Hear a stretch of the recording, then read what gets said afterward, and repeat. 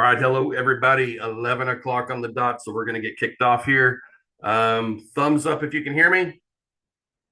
Thumbs up if you can see my screen. All right, perfect.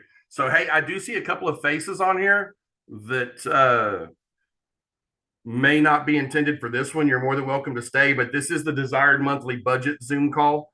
The Kelley Blue Book ICO call is at 1 o'clock this afternoon. So, if you're on here by mistake, feel free to jump off and we'll see you here in a couple hours.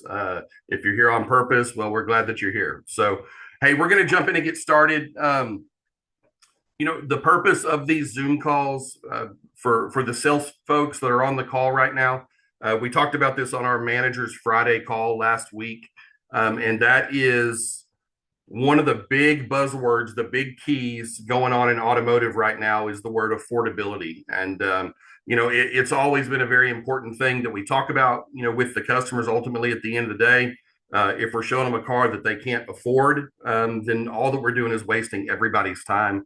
But I think even now more than ever, that affordability word is really, everything hinges on that. Cars have gotten so expensive at a much higher the price of cars have increased at a much higher pace than people's incomes have increased. So all the more reason that we need to slow down and make sure that we're doing a world-class job finding out from the customer what it is that they're trying to accomplish, with their monthly budget. So that's what we're going to be talking about on this call here. I will say this before we get into the meat and potatoes of the call.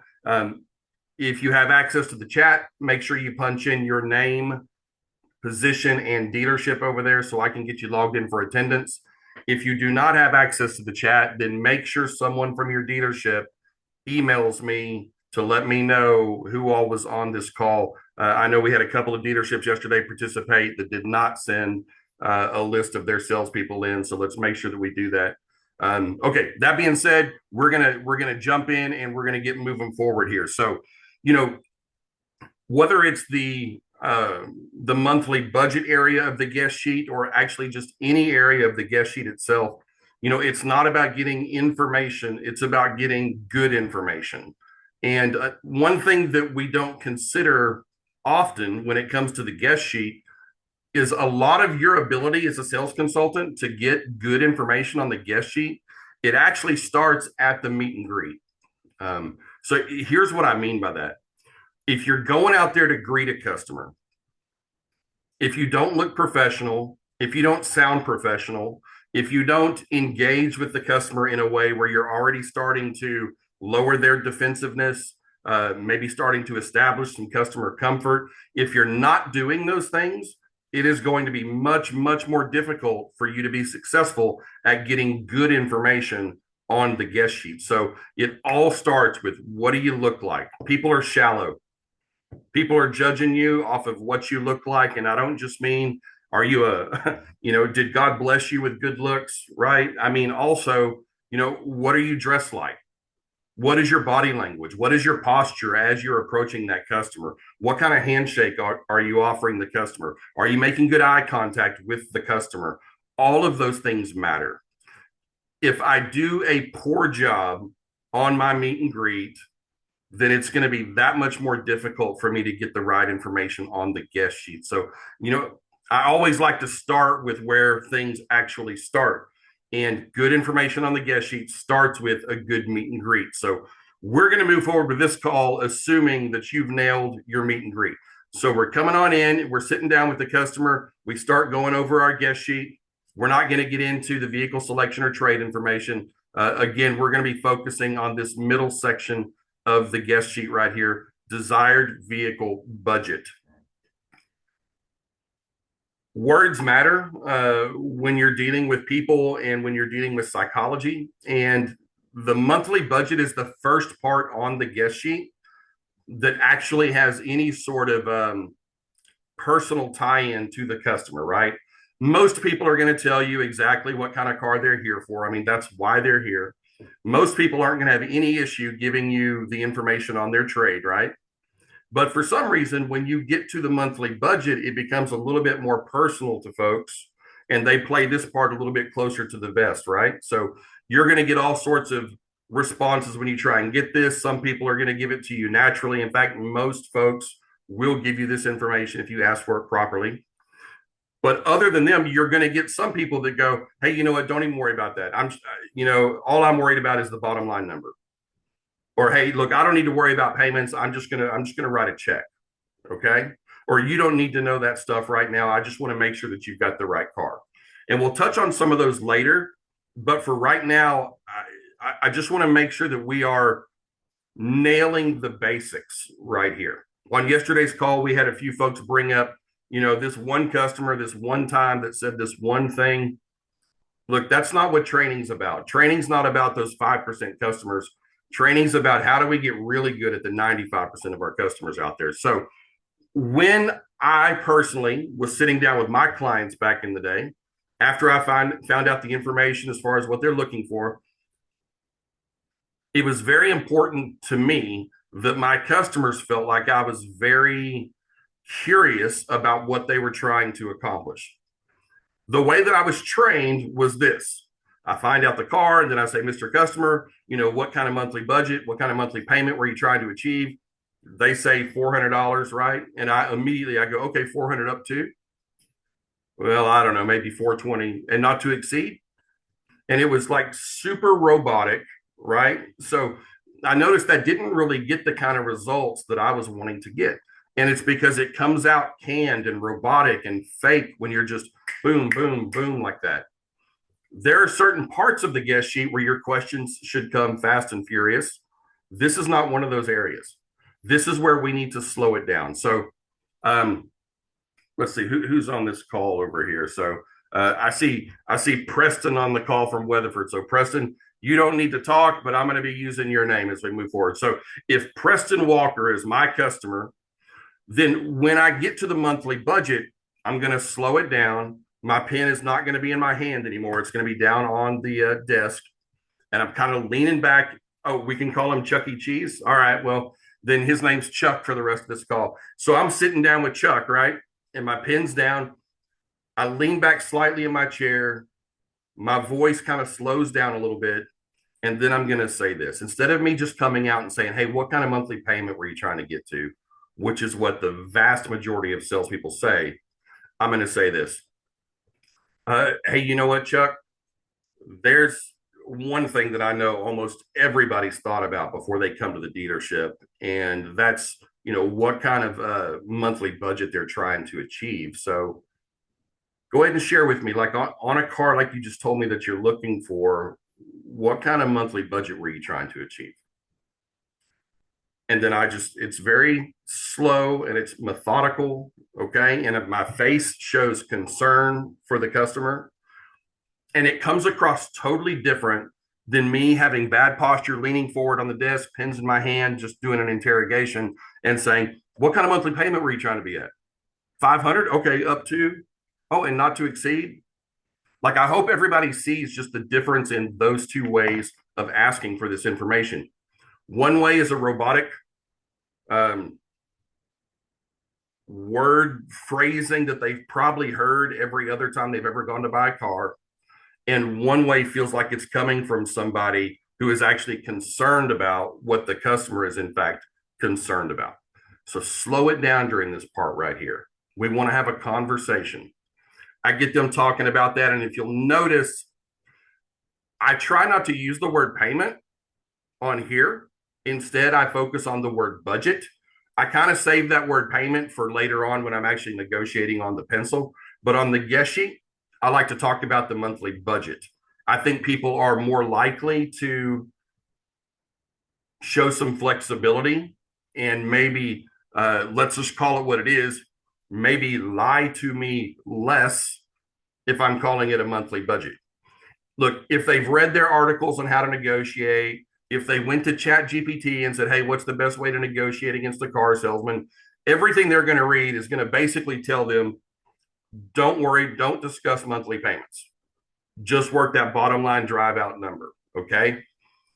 If they've read that, if they've heard that, and then I start using the word payment over and over, then it's going to make that trigger in their head go off where they're like, oh yeah, wait, I'm not supposed to talk about that. I'm supposed to talk about this. So instead of using that word payment on the guest sheet, I'm always going to make it more about the budget itself. What kind of monthly budget were you trying to achieve? So I asked Chuck that, right? And the reason that I started off by saying, hey, if there's something that I know everybody's thought about before they come to the dealership, it's what kind of monthly budget they're trying to achieve.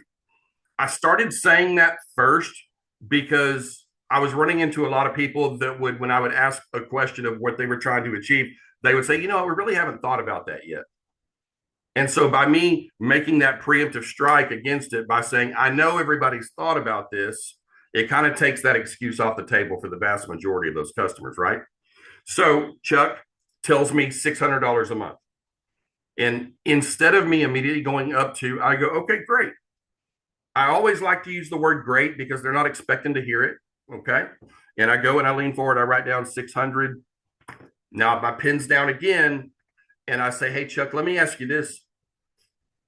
If there was a little bit more flexibility on that monthly payment, like what are you thinking? Like 600 up to what? And my hands are up. I'm giving him that physical cue as well, because remember, 38% of all of our communication, right, is the tone of my voice, but 55% of our communication is body language. So using your body language to your advantage. Okay, 600, great. Let me ask you this real quick, Chuck. If there was some flexibility needed on the monthly payment, what kind of flexibility are we talking about? Like 600 up to what? And I hope you guys can see that that feels totally different when it lands on a customer than just 600 up to. Okay, 620 and not to exceed. Two different ways. They feel completely different with how it lands on the customer. So I say that to Chuck, and Chuck says, I don't know, maybe 650. Okay. After I write down the range that he gives me, now I'm going to say this, because what my goal is at this point is I want to show him that at the end of the day, this is an equation. Your variables are going to be the car they came to look at and the car that they're trading in. Okay. And those things have to equal what they're trying to accomplish budget wise. So here's one way that I'm going to show them that. He tells me 600, maybe up to 650. And then I say this. I go, okay, well, hey, look, Chuck, the truth is this. I can make the payments anything that you want them to be based on how you answer my next question. And my next question is this. In order to get your payments all the way down, and I legitimately make a motion with my hand, not as, I'm doing this because the camera's up here, but, it's more subtle than this. But I go, in order to get your payments all the way down to that 600, 650 range, how much cash were you prepared to put down? Showing them it's an equation, right? Every little bit matters. One thing moves, something else has to move in this for it to balance. And look, if my customer at this point tells me, 12 grand, 15 grand, a lot of money down, I'm probably just going with it. Okay. But most customers at this point are going to say something more like, well, I didn't want to put any money down. Or they say maybe 2,000 or 3,000 or something like that. If they give me a dollar amount, then I'm going to simply go, okay, well, so 3,000. Now that's 3,000 plus tax title license, right? And I'm going to see if I can get that tax title license bump out of the customer. It works every now and then, okay, but it'll never work if you never try it, right? But every now and then you'll get that bump out of them for that additional tax title license. Now, one thing I do want to point out, if they are reluctant to give cash down, I put this actually on the guest sheet right here. Here's your notes for the benefits of putting cash down. So if the customer says they don't want to put the cash down, or if you're trying to get more cash down, I'm just simply going to say, hey, Chuck, one thing that I like to make sure all of my customers know the benefits of putting cash down. So just real quick, look, the more money that you're able to put down, you're going to get those lower payments that you want. Okay, you're going to pay less in interest, so you're going to be saving there. You'll be in a much better equity position, which is going to basically create a more flexible trade cycle, right? It's going to end up helping you have more options. And the more cash that you put down can potentially, help you get a better overall financial package. So now, those things being said, how much more do you think you could come up with? As salespeople, just as a rule, we do a very poor job of telling the customer what the benefits are to them. So we'll say, hey, can you put any more cash down? Well, look, people's instinct is to say no when somebody asks them for money. Okay. But if I tell them, hey, here's why you should want to put more cash down, and then I come back and ask them, so that being said, how much more cash down do you think you might be able to put on the vehicle today? I think you'd be surprised how much more cash down you'll get if you start reminding people. Look, some people you're reminding them, some people you're telling them for the first time what these benefits are to cash down. But here's why you should care about this as a salesperson. If there's one area that I see salespeople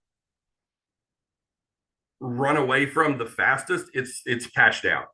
The moment a customer says zero cash down, we go, okay, zero, we write it down. We don't ever fight for it at all. Okay. The reason you want the customer to put as much cash down as possible, guys, is for everything that I just said. If they have a lower payment, are they going to be more likely to say yes to buying the car? 100% they are. When you see these folks in 3 years, when they come back to trade this car in, would you rather their payoff on the vehicle be less in 3 years? Of course you would, because it's going to increase our percentage chances of being able to get them in the car, not just today, but to be able to get them into their next car 3 years from now. So don't jump off that ship so quickly of cash down. Now, I'm not saying that you sit there and fight for the customer or fight with the customer on the guest sheet about it, but you should definitely have, don't be afraid to tell them how important cash down is. If we can get much better at that desired monthly budget, creating some flexibility there, and then we get better at getting more cash down out of the customer.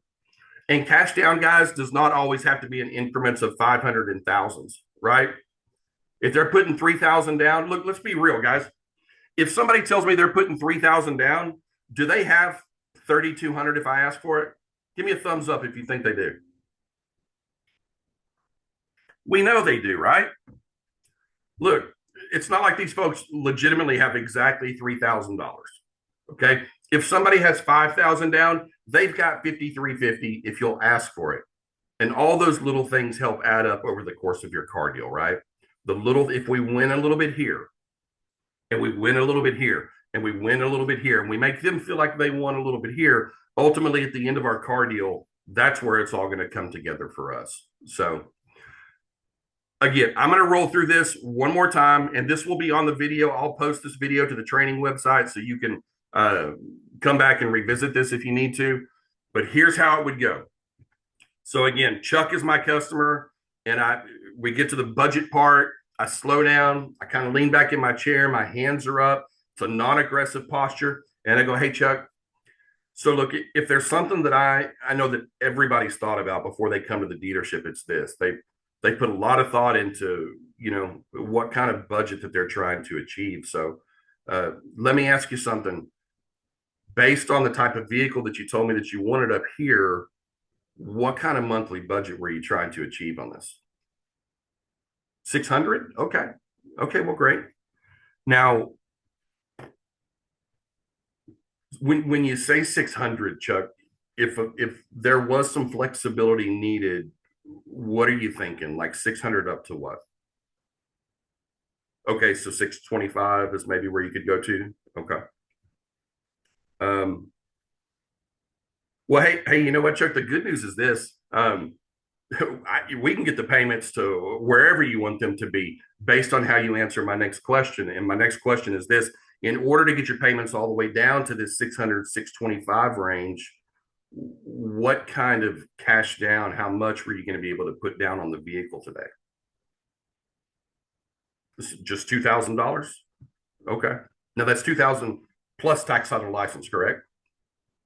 Oh, it's not just 2,000 total? Okay. As I'm writing it down. Well, Chuck, one thing that I always like to make sure that my personal customers are aware of, I like to make sure they're aware of the benefits that they do get from putting as much cash down as possible. So look, the first one is very simple. It's the one most people consider. The more money that you put down, the easier it's going to be to get into this budget range where you're trying to be. Okay.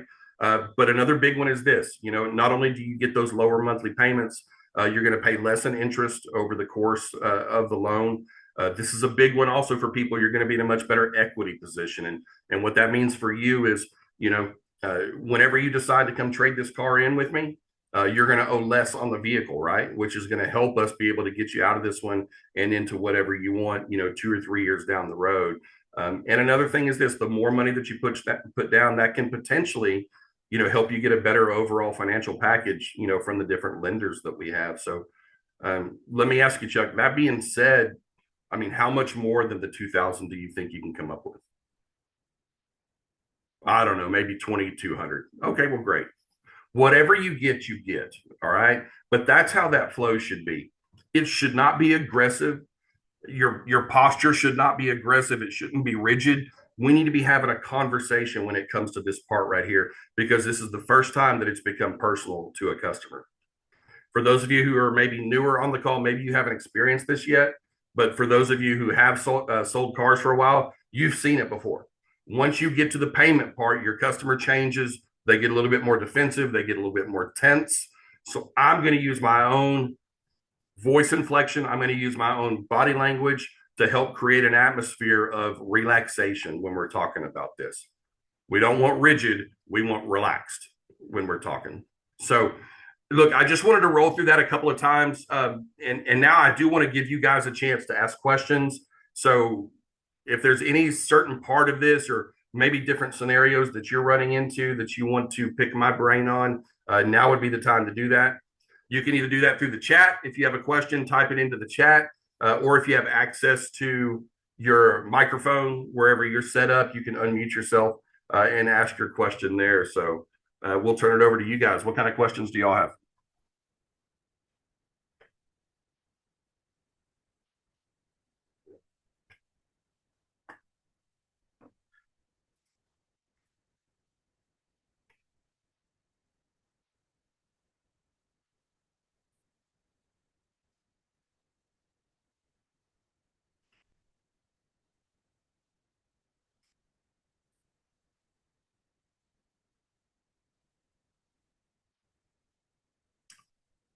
Okay, so uh, evidently my training is so impactful and good that nobody has any questions. No, I know that's not hardly the case. So, look, I'll throw up a couple that I notice that I see mishandled a lot. The first one is cash. A lot of times you get to this point right here, and the customer just says, "Oh, hey, I'm paying cash. Don't worry about monthly budget. I'm paying cash." This is where we see a lot of salespeople just write the word cash right across this part right here. Look, if your customer has the ability and they are truly intending to pay in cash, that's okay, guys. We need to stop treating cash customers like they're less than for some reason. It has the complete opposite effect that we want with these type of customers. People who can afford to write a 60, 70, 80, 90, $100,000 check, they're used to being treated a certain way. Okay. So if a customer tells me that they're paying cash, the first thing I'm going to say is this. I'm going to say, "Oh, wow, man, that's got to be a great feeling to know that you can write a check that large. So that's pretty great." Let me ask you a question, Chuck. Is this like a personal check? Like this cash, this is coming out of your personal checking account?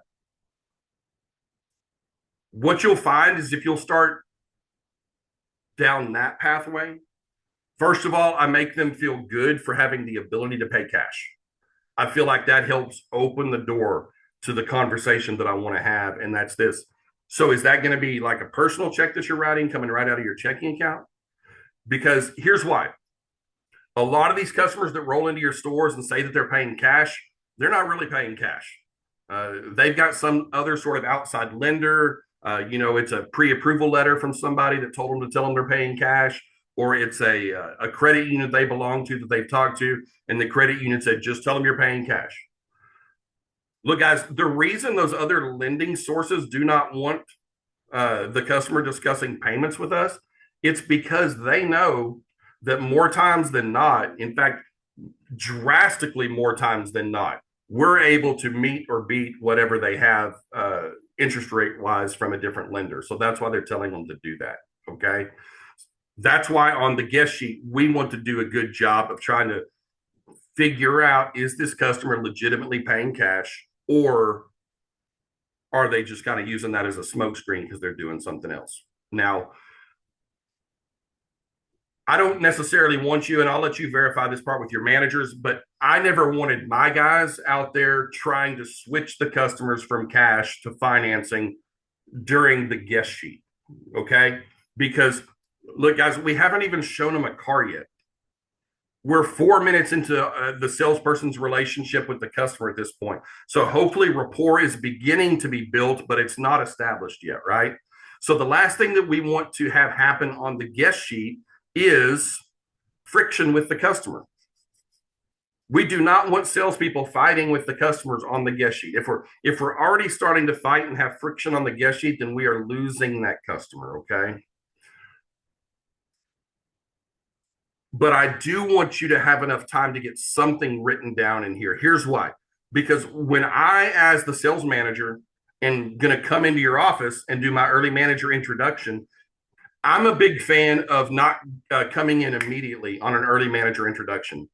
I always wanted to give my salespeople 4 or 5 minutes before I went in there to do the EMI. And here's why. So that gave them enough time to have the budget conversation with the customer. So that when I walked in as the sales manager, look, guys, your sales manager is going to be able to look at what the customer said here and look at what the customer said here and then use their judgment on whether or not this is a conversation that needs to be had right now, right? There were many times that I would roll in as a sales manager and I would look at it and, after I introduced myself to the customer and I'd get this little confused look on my face and I'd be like, well, Chuck, let me ask you something here. Look, based on the car that I see written down up here that you're wanting to look at, and based off the initial information I can tell in the trade, but I show that you're wanting to be at this low of payment, I'm just not really sure that's possible. So, I mean, what kind of talk to me a little bit here, right? The point is this. I, as the sales manager, would have enough information in front of me to be able to make that decision when I'm coming in for an early manager introduction, okay? Some managers may not care what the customer tells you on the budget. They're just going to say, hey, just go show them a car, make them fall in love with it, okay? That's not particularly my style. I think this is a great opportunity for me to get involved into your deal to make sure we're not wasting anybody's time at this point. But again, that's a stylistic choice that your managers are going to make. But what's important is that this is not blank. Okay. If they told you they're paying cash, then write the word cash across here so that we at least know what's going on. This came up yesterday. And so I'll tell you guys, they asked me what I used to say as a salesperson when I knew that the payments were way off. Okay. So look, if you've been selling cars for more than 90 days, you got a decent idea of what kind of payments should be on a car. Okay. If I know my customer's looking at a $50,000 car and they might be breaking even on their trade. Okay. Well, I know these payments are going to be somewhere close to $1,000 if they're putting, minimal amount of cash down. So if that customer has told me $500 a month, this is again where I would lean back in my chair and I get this concerned look on my face. And at that point I would say, so Chuck, here's the deal. Okay. We got a couple of options here. Option A, I can show you this exact vehicle that you came in here to look at today. Okay. Got no problems doing that. Or option B is I can show you a vehicle that fits what you told me you're trying to accomplish with that monthly budget. So Chuck, let me ask you, that being said, which of those two choices makes more sense to you? And I did it in I wasn't embarrassing or chastising the customer. Look, guys, my style is not to embarrass them with a calculator and go, well, look, Chuck, this times this many months is this payment at 0%. That's just not my style. In fact, very rarely do I see that work. What I see most of the time happen in that scenario is you stomped on the customer's pride or you embarrassed them and they're going to find a reason to leave the dealership now that you've educated them, and they're going to go somewhere else and buy a car. So instead of me telling the customer no and making them feel stupid, I'm going to say, hey, you know what, Chuck? We got a couple of options here. Option one, I can show you the car that you came to look at. Or option two, I can show you a car that fits the monthly budget that you're trying to achieve. Which of those options makes more sense to you? And I had really good success with that. Okay. Here's what it would do. If somebody said, well, you know what, just why don't you go ahead and show me the car that I came to see? Hey, you know what, Chuck, I'm happy to do that. Okay. However, I need you to make me a promise. Can you make me a promise? And I'd have this little smile on my face, right? And they'd look at me and they'd go, what? I said, Chuck, I need you to promise me that after I show you this car and after you fall in love with it, I need you to promise me that you're not going to get mad at me when the monthly payments are nowhere near where you told me you're trying to be right now. With a real serious tone to my voice. And then I would just stare at them. Okay. In my experience, about 1 in 3 would say, just go show me the car. And what that told me was this: they were way lying to me when they told me $500 a month. Every customer that comes into the dealership, when it comes to budget, they have 2 numbers in their head. They have the if I had to number that they've already thought about, which is they've looked at their budget and they know, hey, I can go up to $1,200 a month. They've got that number, and then they got the number they're going to tell you. Look, 1 in 100 customers are going to be honest with you on the guest sheet when you ask them where they want to be in their monthly budget. They know that they should tell you low because they know that we're going to come back high, and hopefully we meet somewhere in the middle, right? That option 1, option 2 technique that I used to use, that just really helped me figure out to a certain extent how much the customer just lied to me when they were telling me what kind of monthly budget that they were trying to achieve, if that makes sense. But I was able to do it in a way that wasn't embarrassing to the customer, that didn't hurt their pride. And I had many, many, many less customers walk out the door because they were embarrassed as the other folks that sold cars where I was. So that's a good technique that you can use right there. But look, why is it so important? Look, guys, there's people who sell cars and there's people who make money. I've never met anybody in the car business that makes tier 1 money that was not an absolute beast at finding out what the customer was trying to achieve with their monthly budget. There's plenty of people in the car business who sell cars and they do a poor job at finding out monthly budget. Okay. But the people in the car business who make money, I promise you, they don't make money because they're negotiating price or bottom line drive out. They make money because they're able to identify to a relative close figure what the customer is trying to accomplish with their monthly budget. And then they're able to make that align with the right car that we go show them. Does that make sense to everybody? Give me a thumbs up if that makes sense to you guys. All right, cool. Look, the reason we're doing this, I don't know that there's another thing to focus on in the entire automotive business that helps everybody succeed more than talking about, what we call carring them up right. Okay. Making sure that they're on a car that they can actually afford. When we're able to do that, then everybody on this call makes more money. Every salesperson on this call, every sales manager on this call, every general manager on this call, if we're able to work payments and budget with our customers, you are going to sell more money or sell more cars, and you are going to make more money. Guaranteed. Guaranteed. You have to practice this, guys. Stop what kind of payment you want to be at? 600? Well, that seems low. I mean, you can't really get to 600 on a car like this. Look, man, that might work every now and then, but I promise you, your win percentage of that technique versus the techniques that I just went over, that's going to be less. The things that I just went over with you, that is going to drive your win percentage. You want your sales desk to fall in love with you?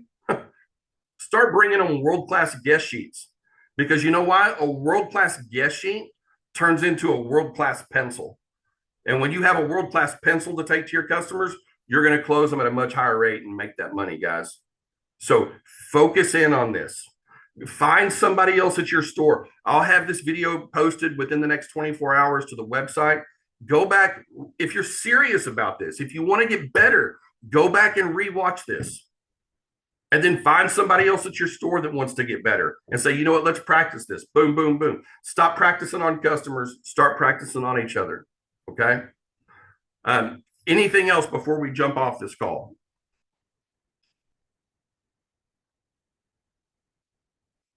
All right. Affordability, guys, that's where it's at these days. And we find that out by doing a world class job on this specific part of the guest sheet. If anybody does want some additional, maybe one on one training, I can find 15 minutes to jump on a call with you, and walk you through some of this. Or honestly, if you have some questions, maybe you were too embarrassed to bring up during a call with other people on it.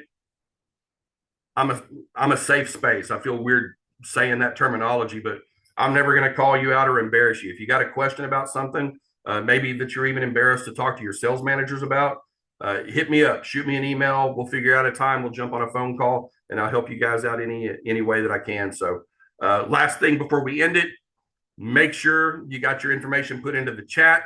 If you are not able to put it into the chat, make sure you send me an email with your information so I can get you locked down for attendance. Other than that, thank you guys for jumping on today. I hope there's one or two takeaways that you can go start using this afternoon on your showroom floor. So thank you guys. We'll see you next time. Y'all have a good afternoon. Bye.